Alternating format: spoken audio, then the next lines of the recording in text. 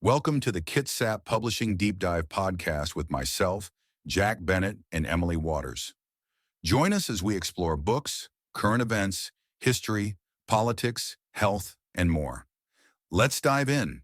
Hey everyone, welcome back for another deep dive. We're really cracking open a fascinating one today. It's The Wealth of Generations by Ingemar Anderson. Oh, excellent choice. Have you read this one? I have, yeah. It's a good one. It is. Mhm. And, you wouldn't be here if you weren't interested in building wealth. Right. And not just the fleeting kind. Right. You want something that lasts, something you can pass down. Absolutely, yeah. That's the dream. Generational wealth, yeah. So Anderson, he really challenges the traditional get a good job mentality. He does. He says that it's, becoming less and less reliable. Yeah, especially Especially now, yeah. in a world where technology is changing so rapidly. Yeah, it's like trying to hit a moving target.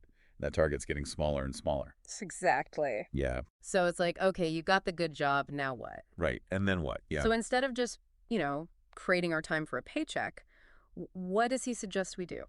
So Anderson's really advocating for a pretty fundamental shift in mindset. Okay. He wants us to transition from being earners, just earning a salary, to becoming owners. Owners. Owners of assets, yeah. Okay, I like that. Assets that actually generate wealth for us. Yeah. And the book really aims to provide a roadmap for that shift. Okay, so he's not just talking about like national wealth. No, Right. This is different. This is individual It and affects you, yeah. Yeah, okay. It's personal. So how does he think we should approach building this wealth? Well, he introduces this framework called the Wheel of Wealth. Wheel of Wealth, okay. But it's not just financial advice. He's really presenting this wheel Oh. as sort of a compass for a more fulfilling life. Okay, a compass for life. I like that. So what are the cardinal directions on this Wheel of Wealth? So the wheel is made up of three core components: morals, mind, and money. Okay. And what's so fascinating is that he places morals as the foundation, Yeah. right, Okay. at the bottom of the wheel. That's interesting. Because it suggests that building wealth isn't just about accumulating money, but it's about aligning your financial goals with your values. I like that. Yeah. So often it feels like morals and money, like they don't even belong in the same sentence. Exactly. Like we separate those two. Yeah, it's one or the other, right? Yeah. So it's refreshing to hear someone actually connect those. Yeah, he's saying no, they have to go hand in hand. You're not going to find true fulfillment if your financial pursuits are out of whack with your moral compass. And this idea is woven into his own personal story, right? Yeah, absolutely. Yeah. He shares his own story in the book, Yeah. and it's really quite compelling. Okay. So what's his story? So Anderson actually left a really secure corporate job Okay. to pursue something more meaningful to him, something more aligned with his values. Okay. And this wasn't just a personal decision. Okay. It was driven by this sense of generational responsibility. Okay. That's interesting. Yeah, he wasn't just thinking about himself. He was thinking about the legacy he wanted to leave for his family. It's like that desire to create something that outlasts you. Exactly. Yeah. It's about breaking the cycle, right? Most wealth is squandered. It's not passed down. Right. He wants to change that. Yeah. Okay, so we've got morals as our foundation. Yeah. A desire to build something lasting. Right. But how do we actually start? Well, that's the question, isn't it? Yeah. Where do we even begin to build this wheel of wealth? Mm-hmm. He says, we need to start speaking the same language as sophisticated investors. Oh. Yeah. And to do that, he introduces this concept called the 7 investor levels. 7 investor levels. Okay. 7 investor levels. Okay, that does sound a little intimidating. Yeah, it sounds like we're about to be tested on something. Yeah, like, am I going to pass? Right, exactly. What level am I? He presents it almost like a ladder, though, Okay. where each level represents kind of a different stage of, I guess, financial sophistication. Okay. And he suggests that, most people, due to traditional financial advice, are kind of stuck at levels 1, 3. Okay, those are like the beginner levels. Yeah, primarily focused on earning a salary, Right. working for that paycheck. Which we're trying to get away from. Exactly. Okay. Now, levels 5, 6, Here we go. that's where it gets exciting, Yeah. right? Okay. That's where you find the investors who've kind of mastered the art of building and sustaining wealth over the long term. Okay.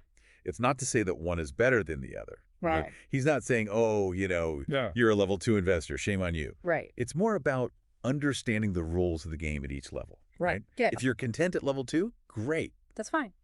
But if you want to get to those upper levels, you gotta start thinking differently, right? Okay. You gotta up your game. Right. So, okay, so how do we level up? So a big part of that is understanding the different asset classes Okay. that he outlines. Because you're talking like beyond stocks and bonds. Right, exactly. Yeah. You know, everybody talks about those, but he introduces a full spectrum. Okay. Real estate, commodities, businesses. Businesses Okay. as an asset class, yeah. That's not something you hear every day. No, it's not your typical, investment advice. Right, right.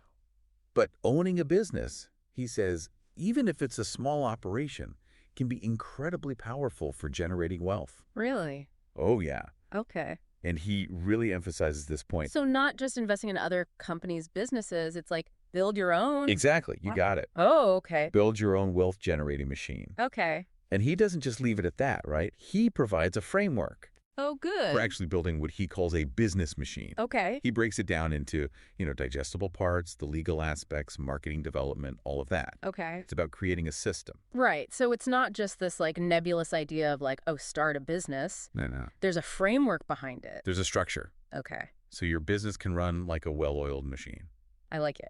Okay. So we're building a business. We're generating wealth. We're climbing this ladder of investor levels. That's the goal. But it still feels like we're, I don't know, speaking like a foreign language a little bit, you know? What do you mean? The language of sophisticated investors. It's like a whole new world. Yeah. So, Are there any key phrases or concepts that he introduces that can help us kind of decipher all this? he does introduce these two laws Okay. that he believes should guide like every investment decision you make. Okay. The first one he calls the first law of wealth. And what's really interesting is that it's focused on a score. The score. A score, yeah. Like a credit score. Not like a credit score, no. Oh, okay. It's a different kind of score. Okay. It's actually a formula. And the formula takes into account your income from capital, meaning the money that your assets are generating. All right. And your expenses. Okay. So it's really about understanding the relationship between the two. So it's not just about like how much money you have. It's about how much you're earning versus how much you're spending. You got it. Okay. That's the gist of it. Okay. And he argues it's a much more actionable way to look at your finances. Okay. That makes sense. The second law, he says, is all about independence. Independence. Independence. Okay. What does that mean? It's about escaping the rat race. Oh, okay. It's about not being tied to that, 9-to-5 grind. Okay. It's about creating financial freedom, Yeah. autonomy. Right. Like being in control of your own destiny. Exactly. Okay. So we've covered a lot. We've talked about the need to shift our mindset. We've talked about these different investor levels, the importance of owning assets like businesses. Right. We've got the two laws. It's a lot to digest. It is. So where do we go from here? How do we take all of this and put it into practice? Well, this is where Anderson really, this is where he shines, I think. Okay. He provides readers with actionable tools and strategies Okay, good. to actually start building wealth. Give me an example. So one of the tools that he introduces is this really cool visual tool called asset quadrants. Asset quadrants. Okay, I like where this is going. Tell me more. Asset quadrants. Okay, I like where this is going. Tell me more. So he uses these kind of memorable terms to categorize different types of assets. Okay. Like he talks about young cow assets and cash cow assets, and even, get this, dead cow assets. Dead cow assets. Yeah. That doesn't sound good. No, it doesn't sound good at all, does it? No. But it's, it's a very visual way to think about it. So Okay. like a young cow asset Yeah. would be something like, I don't know, a promising startup, right? Okay. Requires a lot of investment up front, a lot of effort, Right. but it has the potential to generate significant returns down the road. Okay. Got it. Got it. A cash cow, on the other hand. Yeah. That's an asset that's already, kind of matured. Okay. It's consistently generating income. Right, less work. Less work. Yeah. Relatively low maintenance. Okay. Think of a rental property that's fully paid off, for example. Okay. Yeah, it's just churning out the cash flow. Exactly. Like a well-behaved cash cow, right? Right. Now, the dead cow assets, Yeah, so those are bad. those are the ones you got to watch out for, right? Okay. Because they're not giving you milk. They're eating your grass. They're eating your grass. Exactly. Yeah. They might look good on paper, Right. but they're actually costing you more than they're worth. And the example he uses is homeownership, right? Mm. It's funny you should say that because that's exactly the example he uses. It's a dead cow. Well, he argues that for many people, it can be, really. Yeah, he challenges that conventional wisdom that buying a home is always the smartest investment. Because you figure that's like building equity, right? Right, and for a long time, that was the thinking. Yeah. But he says, hold on a minute. You got to factor in all these other things, right? Like what? Mortgage interest, property taxes, maintenance costs, the opportunity cost of having all your money tied up in one place. Oh, okay. It's not always the cash cow that people think it is. Interesting. Okay, so we're identifying our dead cows. We're trying to get some cash cows going, maybe nurture a young cow or two. What else? What other kind of practical advice does he give us? So he also provides a set of 10 rules, he calls them, Okay. for, smart decision-making. 10 rules. These are like golden nuggets of wisdom. Okay, give me a couple. So rule number 1, never buy an asset above market price. Okay. Sounds obvious. Right, but people do it all the time. All the time, all the time. Yeah. Emotions get involved. You get caught up in the hype Yeah. foam. Exactly. Yeah. Another one that's really important is rule number 6, invest in your social capital. Invest in your social capital. Yeah, what does that even mean, right? Well, that is that. So he's basically saying that the people you surround yourself with Okay. are crucial to your financial success. Oh, okay. Your network, your mentors, your advisors, all of that. Okay. That's your social capital. Okay, so it's not just what you know, it's who you know. It's who you know, and it's who knows you, right? Right, okay. They can open doors for you, give you advice, support you. It's like that saying, your network is your net worth. Yeah, exactly. Okay, so we're learning from the best. We're making smart decisions. But I imagine even with all of that, it can still be kind of daunting, right? To actually make these changes. Oh, absolutely. Yeah. Change is hard, especially when it comes to something as personal as our finances. Right. But he acknowledges that.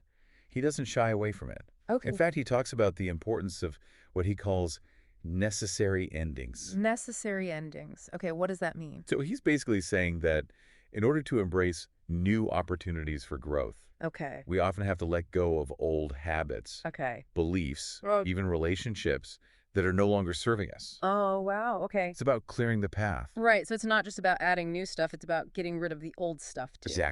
Exactly. Okay, that's tough. It's tough, but it's necessary. Okay. So we've covered a lot of ground here. We talked about mindset, different asset classes, necessary endings, dead cows. What's the big takeaway here? What do you want our listeners to walk away with from this deep dive? I think the biggest takeaway, if I had to boil it down, Yeah. is that you're not powerless. Okay. You have more control over your financial future than you think. Okay. And Anderson gives you the tools and the language Right. to actually take charge. You become a sophisticated investor. Exactly. Okay. It's about shifting your mindset Right. from scarcity to abundance, Okay. recognizing that you have the power to create lasting wealth, Love it. not just for you, but for generations to come. That's a powerful message. Well, thank you for joining me on this deep dive into the wealth of generations. It's been a pleasure, as always. Really appreciate your insights. Anytime. And to everyone listening, we'll catch you on the next deep dive. Thank you for listening to the Kitsap Publishing Deep Dive podcast. Emily Waters and I will see you in the next episode. Stay tuned.